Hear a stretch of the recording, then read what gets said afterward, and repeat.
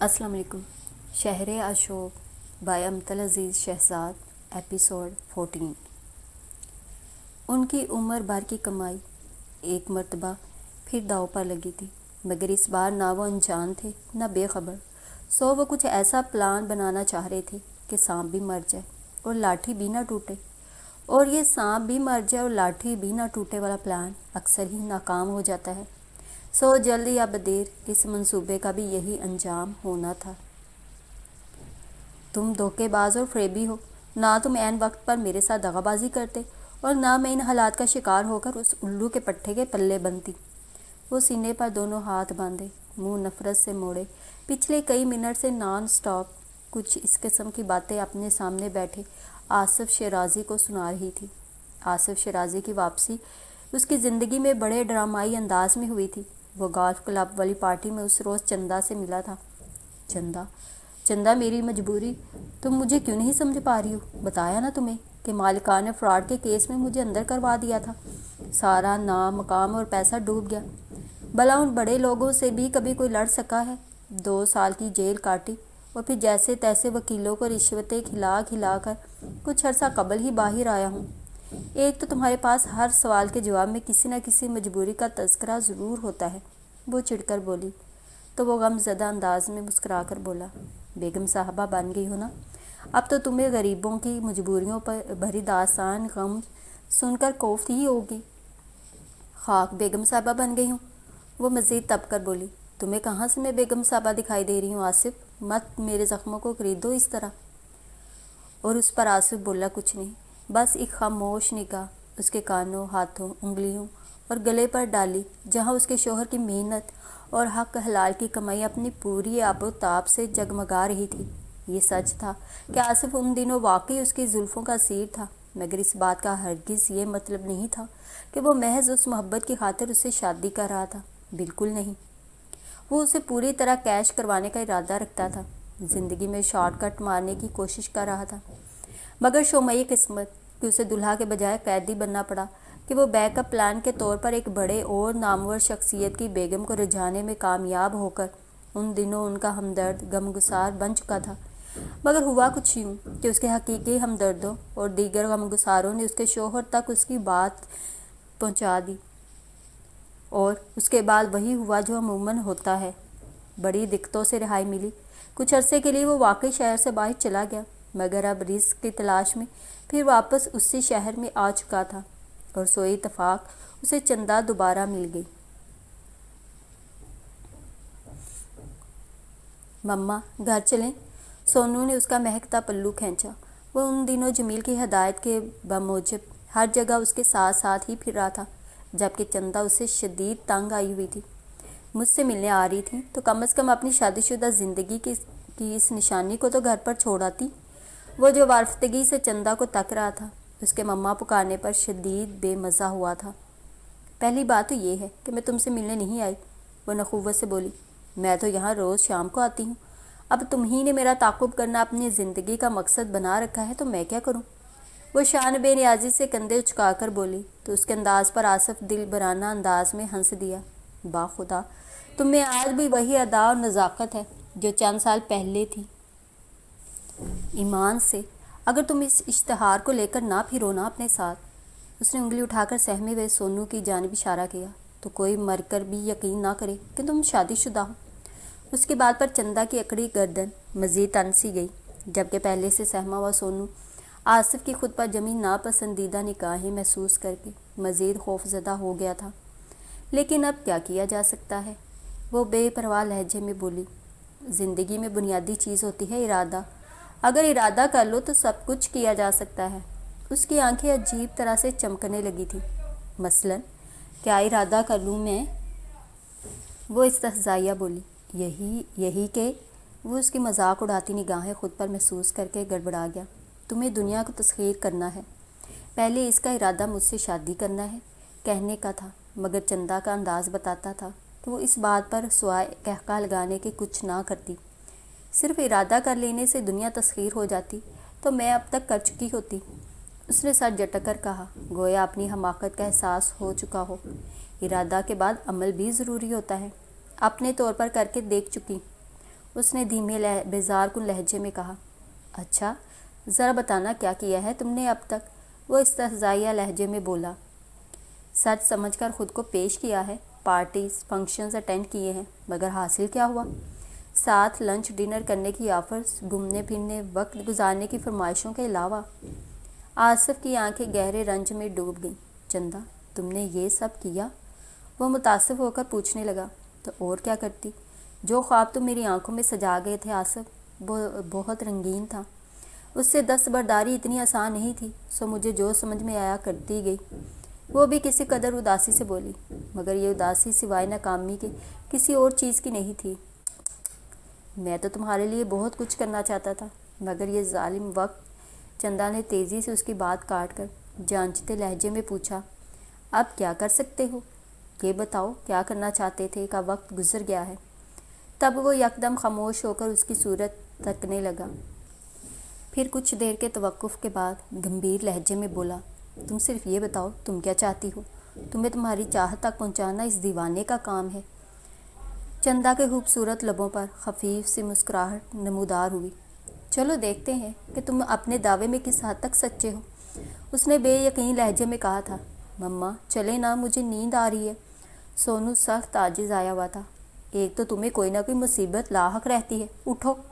وہ اسے بری طرح جھڑک کر اٹھی۔ پھر کب ملو گی؟ آصف بے تابانہ کھڑا ہوا۔ روز تو آتی ہوں یہاں۔ یہیں اور کہاں؟ اس نے اپنا بلیک پرس اٹھا کر کندھے سے ٹکاتے ہوئے کہا اور قدم بڑھا دیے۔ آصف بڑے معنی خیز سے انداز میں اس کی پشت تک رہا تھا۔ وقار صاحب نے میرب کو ساری بات سے آگاہ کر دیا تھا۔ اب میرب اس شش و پنج میں تھی کہ اجیا کو بتائے یا نہ بتائے۔ بتانے کی صورت میں اسے قابو کرنا مشکل ہو جاتا، جبکہ نہ بتانے کی صورت میں بھی یہی صورتحال ہوتی۔ تبھی اس نے ماریا کو کال ملائی۔ یہ تو مجھے سمجھ یہ نہیں آ رہی کہ آخر اس پر اتنا بچپنا کیوں سوار ہے؟ تم لوگ اس کے خیر خواہ ہو، وہ تم لوگوں ہی کو کیوں پریشان کر رہی ہے؟ ساری صورتحال جان کر ماریا غصے سے بولی۔ یہی تو پرابلم ہے ماریا، وہ اپنے بدخواہوں اور خیر خواہوں میں امتیاز نہیں کر سکتی۔ میرب بے چارگی سے بولی۔ وہ جذباتی ہے، قدرے لاؤبالی ہے، اور پھر واقعی وہ کسی حد تک معصوم بھی ہے۔ اب ایسے میں اسے کیسے سمجھایا جائے؟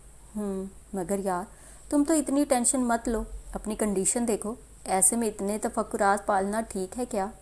یار اس گھر کی فکر اگر میں نہیں کروں گی تو کون کرے گا؟ میرب نے اسے لاجواب کر دیا۔ خیر ہو تو صرف یہی سکتا ہے کہ اسے پیار و محبت سے سمجھایا جائے، زور زبردستی تو یوں بھی خطرناک ہوگی۔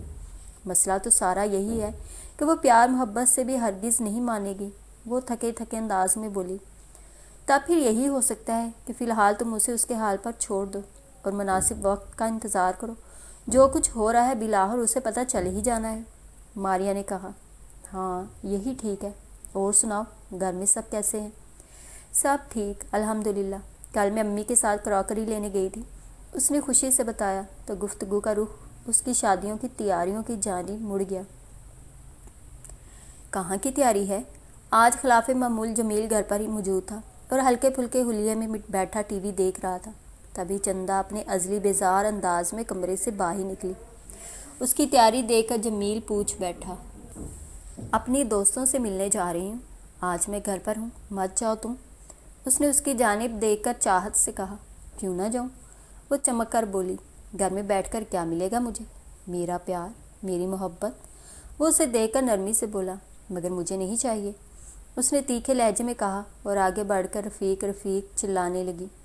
حق ہاں، جمیل نے مصنوعی تعصب سے سر داہ بھری۔ میں نے تو سوچا تھا کہ آج تمہارے ساتھ گھوموں گا پھروں گا، تمہیں شاپنگ کرواؤں گا۔ اسے گویا لالچ دیا۔ وہ ایک پل کو ٹھہری، پھر اس کی جانب مڑ کر طنزیہ لہجے مگر میٹھے انداز میں بولی، اچھا شاپنگ، مگر کہاں سے؟ جہاں سے تم چاہو، وہ فراخ دلی سے بولا۔ دبئی، لندن، پیرس یا نیو یارک؟ کہو کہاں لے جا سکتے ہو؟ اس کے یوں کہنے پر جمیل کھسیا کر ہنس دیا۔ فی الحال تو یہیں کی کسی بھی اچھی سے اچھی اور مہنگی دکان سے، اس نے کہا۔ وقت بدل رہا ہے جمیل صاحب، خود کو بدلیں۔ مجھے زمانے کی رفتار کے ساتھ دوڑنے والے لوگ متاثر کرتے ہیں۔ خیر میں جانتی ہوں کہ دوڑنا تو آپ کے بس سے باہر کی بات ہے، کم از کم تیز چلنا ہی سیکھ لیں۔ وہ اپنے رسٹ واچ کو دے کر بولی، آہستگی سے، مگر مسلسل چلتے رہنا اونچائی پر چڑھنے کا درست طریقہ ہے۔ تیز دوڑنے والے یا تو جلد تھک کر گر پڑتے ہیں یا پھر پھسل جاتے ہیں۔ اس کا انداز اس کی بات کی گہرائی کی غمازی کر رہا تھا۔ خیر، مجھے کوئی بحث نہیں کرنی تم سے۔ وہ زیادہ دیر تک آپ جناب کر نہیں پائی۔ رفیق، کہاں مر گئے ہو؟ اب کی مرتبہ اس نے جلالی آواز میں اسے پکارا تو وہ بوتل کے جن کی طرح فوراً نمودار ہو گیا۔ جی بیگم صاحبہ۔ وہ ہاتھ باندھ کر مؤدبانہ کھڑا ہو گیا۔ فوراً سے پیشتر گاڑی نکالو، مجھے دیر ہو رہی ہے۔ جمیل نے پھر دوبارہ اسے مخاطب نہیں کیا، خاموشی سے ایک مرتبہ پھر ٹی وی کی جانب متوجہ ہو گیا۔ وہ چلی گئی۔ تب سونو اپنے کمرے سے باہر نکلا اور آ کر جمیل کے پاس آ کر جھجک کر کھڑا ہو گیا۔ جمیل نے چونک کر اسے دیکھا اور باہیں پھیلا کر کہا، بابا کے پاس آ جاؤ میرا بیٹا۔ وہ فوراً ہی اس کی گود میں آ کر بیٹھ گیا۔ تم سو رہے تھے اندر؟ دیکھیں تو اب تمہارا زخم کیسا ہے؟ جمیل نے اس کا چہرہ اپنی جانب کر کے زخم دیکھا۔ ٹھیک تھا، تاہم نشان اب بھی باقی تھا۔ اس نے سونو کا گال پیار سے چوم کر چہرے سے ہاتھ ہٹا لیا۔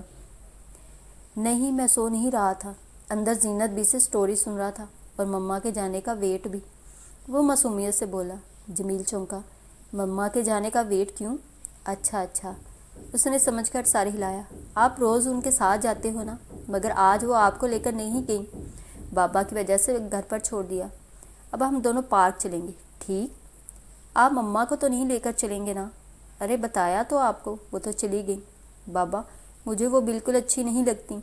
اس نے نفی میں سر ہلا کر کہا۔ سونو۔ اس نے تنبیہی انداز میں اس کا نام لیا تو وہ سہم گیا۔ تبھی وہ نرمی سے پوچھنے لگا، بری بات بیٹا، کیوں اچھی نہیں لگتی وہ آپ کو؟ مجھے ہر وقت ڈانٹتی رہتی ہیں، مجھے سٹوریز بھی نہیں سناتی۔ بابا، آپ کو پتہ ہے میرے دوست شانی کی مما روز اسے لنچ بنا کر دیتی ہیں اور کھانا بھی اسے اپنے ہاتھ سے کھلاتی ہیں، اور علی کی مما اسے گھمانے بھی لے جاتی ہیں۔ اس نے یوں بتایا گویا بڑے پتے کی بات بتائی ہو۔ جمیل جو اس کی بات پریشانی سے سن رہا تھا یک دم بولا، گھمانے تو آپ کی مما بھی آپ کو لے جاتی ہیں۔ نہیں بابا، وہ مجھے رائڈز والی جگہ تھوڑی لے جاتی ہیں، بس اپنے فرینڈز کے ساتھ باتیں یا ڈانس ہی کرتی رہتی ہیں، وہاں جا کر مجھے ڈر لگتا ہے بابا۔ اس نے خائف ہو کر بتایا۔ وہ اس اطلاع پر چونکا، اس لیے نہیں کیونکہ جمیل کو چندہ نے بتایا تھا کہ وہ لیڈیز کلب جاتی ہے، اور اگر وہاں جا کر وہ باتیں یا وزن کم کرنے کے لیے ڈانس وغیرہ کر لیتی ہے تو اس میں تو کچھ مذائقہ نہیں۔ اچھا چھوڑو، اب مت جانا ان کے ساتھ، آپ جاؤ زینت بی سے کہو تمہیں تیار کر دیں۔ اس نے اسے کہا اور خود اپنا ماتھا سہلانے لگا جہاں تفکرات کا جال پھیلا ہوا تھا۔ سونو اپنی ماں سے دور ہو رہا تھا، خائف ہو رہا تھا، اور یہ بہت خطرناک بات تھی۔ آخر کوئی مجھے بتائے گا کہ اس گھر میں چل کیا رہا ہے؟ میرب لالی کے ساتھ مل کر رات کا کھانا تیار کری تھی، تبھی جھنجھلائی ہوئی سے اجیا نے کچن میں آ کر میرب سے یہ سوال کیا۔ وہ چونک کر مڑی، پھر اجیا کا جھلایا اور غسیلہ انداز بغور دے کر لالی سے بولی، چکن کو تھوڑا بھوننے کے بعد ٹماٹر چوپ کر کے ڈال دینا، اور ہاں اجیا آؤ، لاؤنج میں چل کر اطمینان سے بات کرتے ہیں۔ وہ ہاتھ دھو کر تولیہ سے خشک کرتے ہوئے بولی، مجھے اطمینان کی ضرورت نہیں، آپ صرف یہ بتائیں کہ بابا نے ابھی تک آغا کے گھر والوں کو جواب کیوں نہیں دیا؟ وہ ہٹ درمی سے بولی۔ میرب کشمکش میں مبتلا ہو گئی کہ آخر اسے بتائے تو کیا بتائے، سمجھائے تو کیا سمجھائے۔ دیکھو اچھی طرح چھان بین کے بعد، وٹ چھان بین؟ کیا وہ کوئی غنڈہ موالی ہے جو اتنی تفتیش کی جا رہی ہے؟ حد ہوتی ہے کسی بات کی۔ وہ بری طرح غصے میں آ کر چلائی تھی۔ پلیز اجیا، تم بات سمجھنے کی کوشش کرو۔ میرب ملتجی ہوئی۔ آپ لوگ میری بات سمجھنے کی کوشش کریں، وہ چبا چبا کر بولی۔ یہ جو ڈرامے بازی چل رہی ہے یہاں، اسے جلدی ختم کر کے جلد میری شادی کی تیاری شروع کر دیں تو آپ لوگوں کے لیے اچھا ہے، ورنہ… اس نے انگلی اٹھا کر وارننگ دینے والے انداز میں ورنہ دورہ چھوڑ دیا۔ ورنہ کیا؟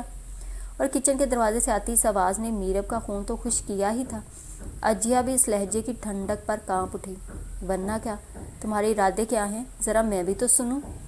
سائر ہنوز ٹھٹھرے ہوئے لہجے میں خون آشام نگاہوں سے اسے گھورتے ہوئے بولا۔ دونوں ہاتھ اس نے پینٹ کی جیبوں میں ڈالے ہوئے تھے۔ سائر پلیز۔ میرب گھبرا کر جلدی سے آگے بڑھی۔ آپ چلیں اوپر۔ میرب نے اس کے بازو پر ہاتھ رکھ کر منت بھرے انداز میں کہا، مگر وہ ٹس سے مس نہ ہوا۔ بتاؤ اجیا، اب خاموش کیوں کھڑی ہو؟ وہ اچانک ہی بری طرح سے چلایا تو بے ساختہ اجیا کے وجود میں پھریری سی دوڑ گئی۔ کیا ہو رہا ہے ادھر؟ وقار صاحب نے آ کر ڈپٹ کر پوچھا۔ کیوں چیخو پکار مچا رکھی ہے یہاں؟ پوچھیے اپنی لاڈلی سے کیا کہہ رہی تھی یہ میرب سے؟ سائر نے وقار صاحب کی طرف دیکھتے ہوئے کہا۔ جاؤ میرب، تم اور رجیہ اپنے کمرے میں جاؤ، اور تم، انہوں نے قدرے خفگی سے سائر کو مخاطب کرتے ہوئے کہا، تم آؤ میرے ساتھ۔ کچھ دیر بعد سائر اور وقار صاحب کے کمرے میں تھے۔ سائر ہنوز طیش میں یہاں سے وہاں ٹہل رہا تھا، جبکہ وقار صاحب کچھ پریشان، فکر مند اور ناراض سے بیٹھے تھے۔ آپ جانتے ہیں وہ کیا کہنا چاہتی تھی؟ وہ بولا۔ نہیں جانتا، نہ جاننا چاہتا ہوں، میں صرف اتنا جانتا ہوں کہ وہ میری بیٹی ہے۔ اگر نادانی پر کمر بستہ ہے تو اس کو سنبھالنا، صحیح راہ دکھانا میرا ہی کام ہے۔ زور زبردستی سے سوائے معاملات کے بگڑنے کے کچھ نہیں ہوگا۔ انہوں نے ہاتھ اٹھا کر قطعیت سے کہا، یہ نہ ہو کہ آپ راہ ہی دکھاتے رہ جائیں اور وہ اپنی منزل پر پہنچ بھی چکی ہو۔ وہ تمسخرانہ بولا تو اب کی بار وقار صاحب نے بے حد سنجیدگی سے اسے دیکھ کر پوچھا، تمہارا طرز فکر اتنا منفی کب سے ہو گیا؟ حقائق بابا، حقائق۔ وہ اپنی بات پر زور دے کر بولا، حقیقت پر مبنی منظرنامہ عموماً مثبت نہیں ہوتا۔ اس سچویشن میں تمہارا طرز عمل کسی حد تک حق بجانب اور نیچرل ہے، مگر بیٹا معاملے کو سلجھانا ہوتا ہے۔ ایسے غصے میں آ کر الٹا سیدھا بولنے سے سوائے پچھتاوے اور شرمندگی کے کچھ حاصل نہیں ہوتا۔ اچھا تو آپ بتائیں ذرا پھر کیسے سلجھے گا یہ معاملہ؟ وہ تڑک کر بولا، بات ہوئی ہے میری ماں پارا سے، پرسوں تک آ رہی ہے وہ پاکستان اپنے بیٹے کو لے کر۔ فی الحال صرف نکاح ہوگا، پھر جیسے ہی اجیا کے کاغذات تیار ہوں گے ویسے ہی رخصتی۔ وہ دھیمے اور مطمئن لہجے میں بتانے لگے۔ کیا؟ سائر نے خوشگوار حیرت میں گر کر بے ساختگی سے کہا، کب ہوئی آپ کی بات؟ اس کے انداز پر وقار سکون سے مسکرا دیے، کچھ روز قبل، اور ہاں، تم اکلوتے بھائی ہو اجیا کے، میں تم سے التجا ہی کر سکتا ہوں کہ اس کی نادانی بھول جاؤ اور آگے کا سوچو۔ بن ماں کی بچی ہے، دنیا کی اونچ نیچ کون سمجھاتا؟ سو لڑکھڑا گئی، ان کی آنکھیں ڈبا گئی۔ سائر بھی عجیب مضطرب سا ہو گیا۔ میں سمجھتا ہوں بابا، اور آپ بے فکر رہیں، مجھے خود سے زیادہ اس کی فکر ہے۔ اس نے گھٹنوں کے بال ان کے نزدیک بیٹھ کر ان کا ہاتھ تھپتھپایا تو جواباً وہ اس کے گھنے بالوں والے سر پر ہاتھ پھیر کر بولے، اپنی بھی فکر کرو بیٹا۔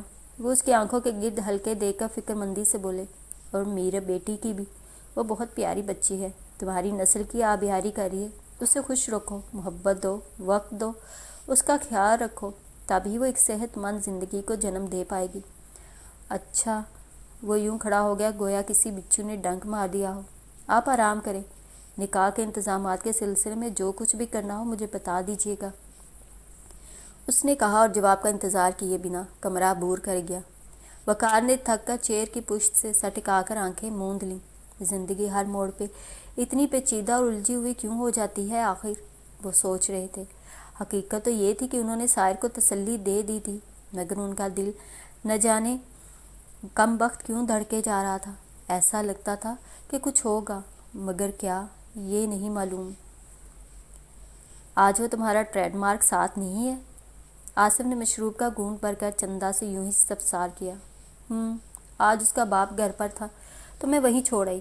چندا نے ٹیبل پر رکھی اشیاء پر نگاہیں جما کر کہا، اچھی لگ رہی ہو۔ آصف نے کرسی سے کمر ٹکا کر نیم باز آنکھوں سے اسے دیکھا۔ چھوڑو بھی۔ وہ سخت اکتائے ہوئے انداز میں اسے دیکھنے لگی، کوئی اور بات کرو، اور وہ بھی کام کی۔ اس کا لہجہ تنبیہی ہو گیا۔ یہ عشق و محبت بھی تو ایک کام ہی ہے، اور وہ بھی مسلسل۔ وہ ہنسا، جملہ درست کر لو، یہ عاشقی واشقی ان کے لیے ہے جو اور کوئی کام نہیں کرتے۔ وہ کہہ کر گردن گھما کر دیکھنے لگی۔ کوئی لڑکی زرق بر کپڑوں میں ملبوس اچانک سے نمودار ہونے والے کیمرہ مین اور فوٹوگرافر کو بڑی کوفت اور نزاکت سے کچھ منع کر رہی تھی۔ اس لڑکی کے ساتھ موجود سوٹڈ بوٹڈ آدمی یکدم ہی گھبرا کر رخ موڑ کر کھڑا ہو گیا تھا۔ کون ہے یہ؟ اس نے جانچتی تولتی نگاہوں سے اسے دیکھا۔ یہ؟ آصف سیدھا ہوا۔ خالد نیازی کو جانتی ہو؟ وہی جو اس کے ساتھ ہے، فلم پروڈیوسر ہے، اس کی داشتہ ہے، اس کی فلم میں ہیروئن بھی آ رہی ہے۔ اس نے معلومات بہم پہنچائیں۔ کوئی خاص تو نہیں؟ چندا ناک چڑھا کر اس کے مصنوعی ناز و انداز دیکھ رہی تھی۔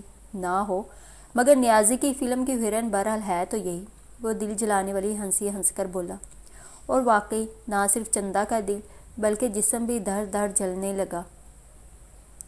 اس انڈسٹری میں سیدھے سادے طریقے سے کچھ ہوتا ہے؟ اس نے جل بھون کر پوچھا۔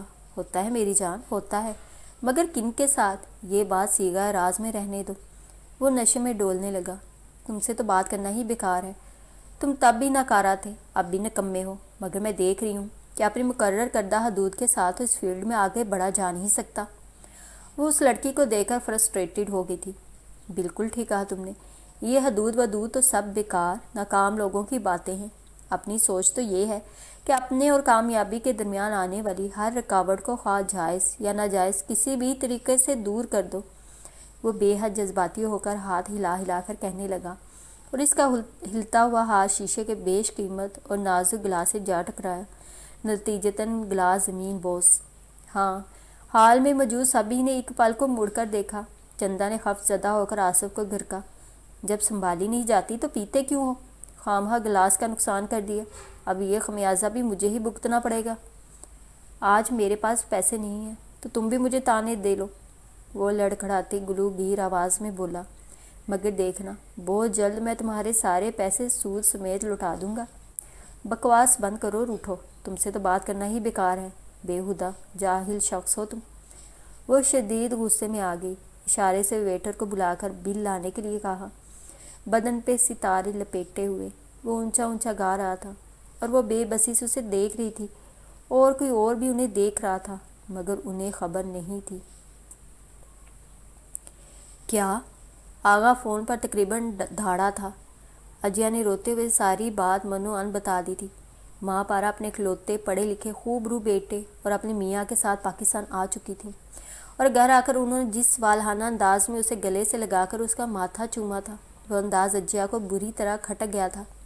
تب ہی اس نے آغا کو ساری بات صاف صاف بتا دینے کا سوچا تھا۔ پاگل تو نہیں ہو گیا تمہارا بھائی؟ اس کو کسی نے میرے متعلق ایسی خبریں پہنچائی کیسے؟ مجھے کیا معلوم، اجیا نے روتے ہوئے کہا۔ آغا پلیز کچھ کرو، میں نہیں رہ پاؤں گی تمہارے بغیر۔ وہ باقاعدہ ہچکیاں لے رہی تھی۔ کیا کروں میں اب؟ مجھے تو پہلے ہی تمہارے بھائی اور باپ کے تیور دے کر اندازہ ہو گیا تھا کہ وہ کوئی نہ کوئی بہانہ بنا کر انکار کر دیں گے۔ ان کے انکار کرنے سے کیا ہوتا ہے؟ مجھے تو تم ہی سے شادی کرنی ہے اور بس۔ وہ کسی قدر دلیری سے بولی تو آغا نے پرسوچ لہجے میں پوچھا، اس کا مطلب تم کوئی بھی بولڈ سٹیپ لینے کے لیے تیار ہو؟ ہاں ہوں، ٹھیک کہتی ہیں امی کہ بابا بہت سنگ دل، کٹھور، بے رحم ہونے کے ساتھ ساتھ نہایت چلاک بھی ہیں۔ کس قدر مہارت سے مجھے بیوقوف بنانے کی کوشش کی جا رہی ہے۔ مجھے تو لگتا ہے کہ خالہ جانی کو بھی انہوں نے ہی یہاں پہ بلوایا ہے۔ تب تو تم تیار ہو، ہمیں فوراً ہی کچھ کرنا ہوگا، اس نے کہا۔ ہاں، مگر مجھے بہت ڈر لگ رہا ہے آغا، اس نے متوحش لہجے میں کہا۔ وہ کیا کہتے ہیں کہ پیار کیا تو ڈرنا کیا؟ اس نے ہنس کر اسے حوصلہ دینا چاہا۔ ہاں اچھا سنو، دروازے پر کوئی ہے، میں بعد میں بات کرتی ہوں، کہہ کر جلدی سے رابطہ منقطع کر دیا۔ آغا منہ بنا کر رہ گیا۔ کیا ہوگا آغا؟ نتاشا نے فکر مندی سے اسے دیکھا۔ دوران گفتگو وہ سامنے ہی بیٹھی تھی۔ ہونا تو وہی ہے جو میں چاہتا ہوں، اس نے فون صوفے پر اچھال کر بے فکری سے کہا، اور دونوں ہاتھ سر کے پیچھے باندھ کر مطمئن انداز میں بیٹھ گیا۔ کیا تمہیں اجیا واقعی اچھی لگتی ہے؟ اس نے پوچھا۔ تو پھر اس سے شادی کیوں کر رہا ہوں؟ وہ الٹا اس سے پوچھنے لگا۔ وہ تو تم پہلے بھی 3 کر چکے ہو، اس نے طنزیہ کہا تو وہ ہنس پڑا۔ ہاں تو کیا ہوا، وہ بھی اچھی ہی تھی، بری نہیں تھی۔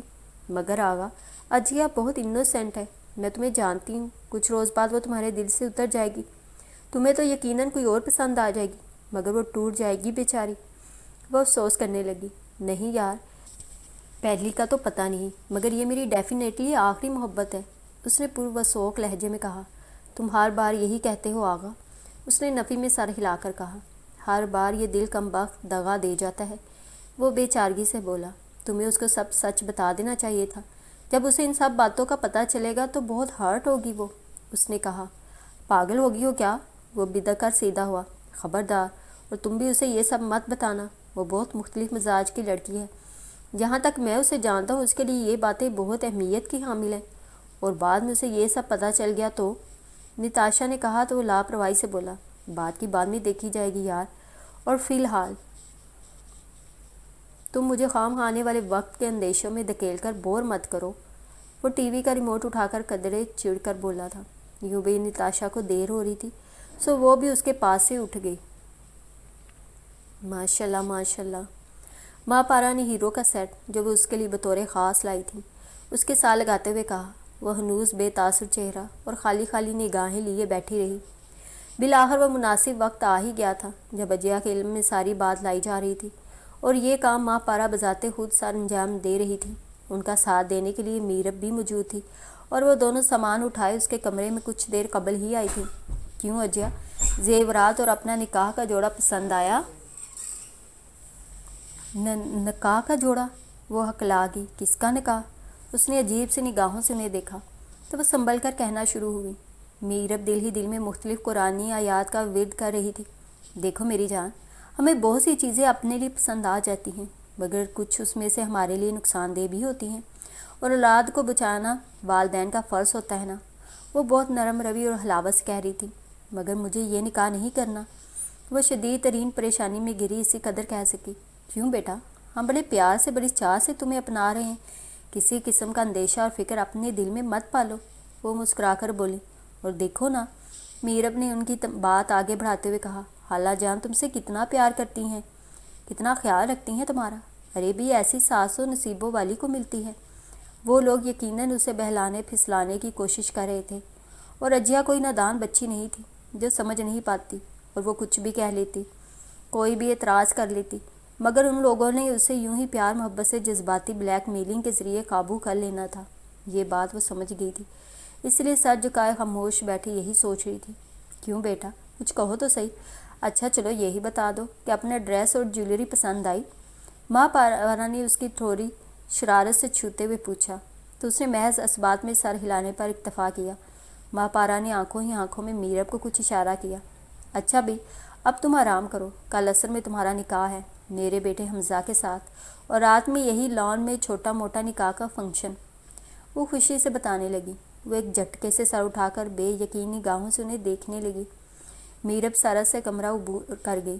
ماں پارا بھی اس کا ماتھا نم آنکھوں سے چوم کر باہر چل دی، مگر کچھ دیر بعد جب اس کے حواس قابو میں آئے اور ذہن سوچنے سمجھنے کے لائق ہوا تو اس نے فوراً سے پیشتر آغا کو کال ملائی۔ ہیلو آغا، کل یہ لوگ میرا نکاح کر رہے ہیں۔ وہ بے قراری سے رو پڑی۔ ہیل آن دیم، اور پلیز یہ رونا دھونا بند کرو، اب غور سے میری بات سنو۔ وہ اسے جلدی جلدی کچھ بتانے لگا، جسے سن کر اجیا کی آنکھوں کی چمک لمحہ بہ لمحہ بڑھتی چلی گئی۔ یار میری کچھ سمجھ میں نہیں آ رہا، پلیز تم دیکھ لو۔ جمیل نے بے دلی سے ٹیبل پر موجود اہم دستاویز کی فائل پر ایک کھسکا کر میز ہی پر تھکے تھکے انداز میں سر ٹکا دیا۔ مقابل کرسی پر کوئی بزنس رسالہ دیکھتے ہمدانی نے قدرے چونک کر اسے دیکھا۔ کیا بات ہے جمیل، طبیعت تو ٹھیک ہے نا تمہاری؟ اس نے تشویشناک لہجے میں کہا۔ بس یار، عجیب سی تھکن اور بے نام سی اداسی اور الجھن ذہن و دل پر سوار ہے، سمجھ نہیں آ رہا کیا کروں۔ اس نے سر ٹیبل سے اٹھا کر انگلیاں بالوں میں پھنساتے ہوئے کہا۔ ہمدانی بڑے عمیق نگاہوں سے اس کا جائزہ لینے لگا۔ کچھ دنوں سے جمیل اسے الجھا اور پریشان دکھائی دے رہا تھا۔ کام پر بھی اس کی توجہ پہلے جیسے نہیں رہی تھی، اور یہ کاروباری نقطہ نظر سے کوئی اچھی بات نہیں تھی۔ پھر یہ بھی تھا کہ جمیل سے کافی پرانی شناسائی تھی جو بعد ازاں دوستی اور اب بزنس پارٹنر میں بھی تبدیل ہو چکی تھی۔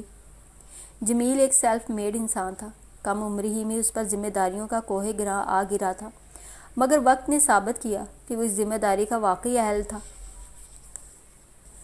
والد کی وفات کے بعد اس نے جس طرح چھوٹے بھائی بہنوں کو سنبھالا وہ نہ صرف قابل ستائش بلکہ لائق و داد تحسین بھی تھا۔ بہنوں کو اچھی طرح بیاہ دیا، بھائی کو بھی سیٹل کر دیا۔ تب کہیں جا کر ایک دوست کے احساس دلانے پر اسے اپنا گھر بسانے کا خیال آیا۔ بہنوں کو کہا، وہ آنا کانی کرنے لگی۔ وہ خود غرضی سے سوچ رہی تھی، تب ہی ان کے دوست علی احمد ہی نے اس کا رشتہ اپنے دوست کی بہن سے لگا دیا۔ وہ پوری ایمانداری اور محبت کے ساتھ رشتہ نبھا رہا تھا۔ وہ اپنی بیوی سے محبت کرتا تھا، اس کی ضروریات بلکہ عیش و آرام تک کا خیال رکھتا تھا۔ یوں بھی اگر بیوی کم عمر ہو اور بے انتہا نازک اور خوبصورت ہو تو ایک اوسط درجے کی پرسنالٹی رکھنے والے قدرے بڑی عمر کے شوہر کے پاس سوائے بیوی سے عشق کرنے یا شک کرنے کے کیا باقی رہ جاتا ہے؟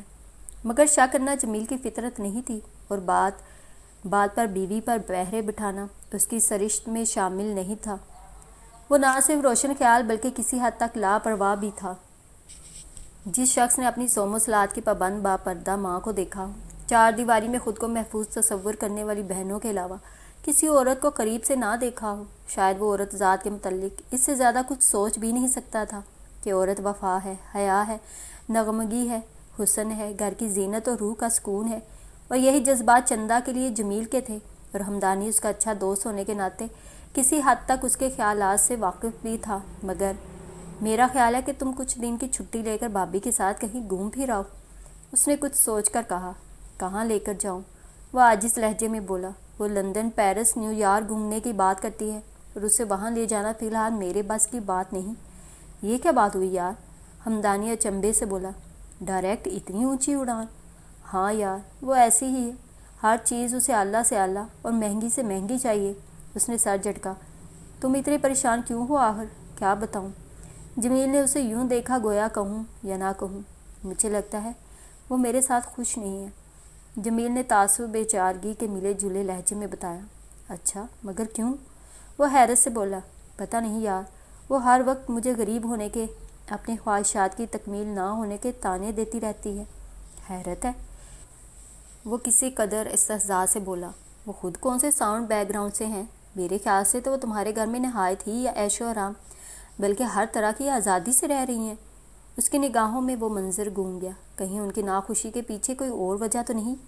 وہ گمبھیر لہجے میں بولا۔ کیا مطلب؟ جمیل نے ناسمجھی سے اسے دیکھا۔ کہیں ایسا تو نہیں کہ انہیں اعتراض اور مسئلہ تمہاری ذات پر ہو؟ میرا مطلب ہے کہ خیر جانے دو۔